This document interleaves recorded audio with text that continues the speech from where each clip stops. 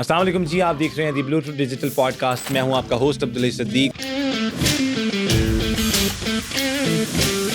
آج ہمارے ساتھ موجود ہیں بڑی اسپیشل گیسٹ. سیکنڈ پہ صحیح تھا، ورنہ ہندو میں کہاں تب پڑا ہم سے لڑے. جیل میں دو باتیں، پہلی رات یا آپ جیل کو کھا جائیں گے، جیل آپ کو کھا جائے گی.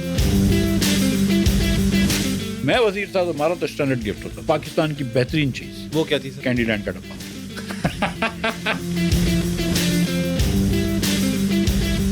میں فیمیلز کو بہت سپورٹ کرتی ہوں. میری پہلی ہمدردی فیمیلز کے ساتھ ہوتی ہے. پاکستان کی ہی سیاست میں کوئی بھی چیز امپاسبل نہیں ہوتی. ہمیں شعور دیا ہے عمران خان نے. اور جاہلو، اس آدمی کے پاس 2022 سے پہلے خود شعور نہیں تھا. جو کہتا ہے مجھے تو پتہ ہی نہیں تھا کہ اسٹیبلشمنٹ اتنی بری ہوتی ہے.